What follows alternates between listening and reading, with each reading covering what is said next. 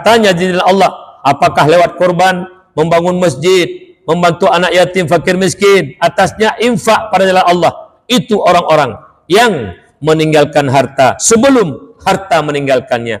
Tuba, berbahagialah, berbahagialah, berbahagialah. Karena sudah kita baca apa kata Yahya bin Mu'ad.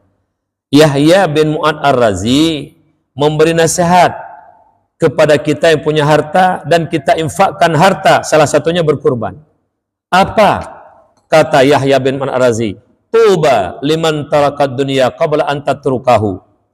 Berbahagialah, bersenanglah orang-orang yang meninggalkan harta sebelum harta meninggalkannya. Harta suatu saat boleh jadi kita bangkrut, boleh jadi hangus rumah kita, habis harta kita, boleh jadi innalillah semua harta yang kita miliki milik ahli waris, wali, istri, anak dan wali. Kita tidak punya apa-apa. Jadi orang-orang yang hari ini menginfakkan hartanya di jalan Allah, apakah lewat korban, membangun masjid, membantu anak yatim, fakir miskin, atasnya infak pada jalan Allah. Itu orang-orang yang meninggalkan harta sebelum harta meninggalkannya. Tuba, berbahagialah, berbahagialah, berbahagialah. Karena 1.000 rupiah yang kita belanjakan di jalan Allah, Allah kembalikan menjadi teman sejati dalam alam kubur, menjadi teman di alam mahsyar, menjadi teman ketika meniti di atas titik siratal mustaqim. Kerja bahasa halus dia dakwah ke balongkeun. Urang yang tim ke baharta orangnya pasti tinggal kaya yang tim Allah. Urang yang ke baharta pasti miskin, habis hartanya. Contoh, kita yang bersedekah, Allah kembalikan menjadi teman. Sedangkan harta yang kita tinggalkan, pah uro sirtuh tanya, oi tungku imum, empat harta ke bahlayah kamu, empat mak, empat rumah, empat kamu anak. Tolong bagi dia. Yang kaya-kaya anak agam cok 200 juta sepo, anak inang 100 juta. Yang berat long kaya ya agam cok 2 miliar, ya anak inang 3 miliar. Itanya pulau ru deh. Kamu tak klik-klik dia tabe. Tempat tengah long ya Allah hadam zikir haji baik le meninggai. Fa saddaqa wa aku minas salihin. Lalu sedekah ya Allah. Menyajud long kurung saleh, lang kupu-kupu demun lang tu. Ini yang harus kita ingat. Betapa banyak orang yang kaya lupa dia wasiatkan hartanya, lupa dia infakkan hartanya ke jalan Allah, diambil oleh anaknya begitu banyak, tapi anaknya lupa kepada orang tua yang meninggalkan harta. Tua tunggu mesti tuan tiga naik kauri ke mak kaya. Keroi pe hanai berdoa. Lada urang hanai berdoa karo na gondangnya kan, tuan tiga gak urun dayah mulai peloro urun malam gium doa kaya koknya. Si kambing-kambing menduana menyenapeng sila mau masabo. Cara tun ayah berdoa syukuran lun ronyo kalagenyo menjadi orang dan dikenal orang berkat perjuangan orang tua saya, berkat perjuangan yahlun, berkat perjuangan maklun. Maka lumpuh syukuran bo nyo pahalanya betruk ke maklun dan ayah lun.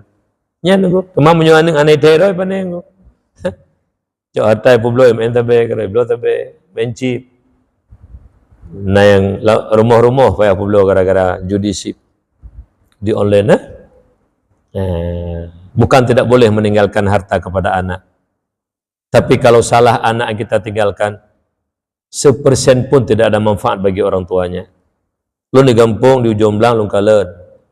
Ada suatu saat ketika saya beli tanah untuk buat dayah, jadi publik tanah kalau dari BMT lun keun ba anaknya ne wakaf ke ayah 2 meter. Ayah yang kebah harta seri BMT tapi boleh kata nyudah cok bacu tepo. Ayah anak wakaf harta roji. Wakaf 2 meter kedai. Pui seut. Tengku blo julen tu kamu bikin tu ngurunyo. Sampai orangnya hanya berkah kaya. Cukup menyedihkan. Dia foya-foya harta yang ditinggalkan ayahnya bersama istri dan anaknya. Sedangkan orang tua lagi menangis dalam kubur karena banyak dosanya. Ada muntawakaf tanah 2 meter yang sedekah jariah setiap saat sampai kiamat, manfaat kepada orang yang kita sedekahkan. Hang tim alil parit salam orang-orang yang ayahnya meninggal, Allah ada tinggalkan tanah sawah na kubah blang ketika dia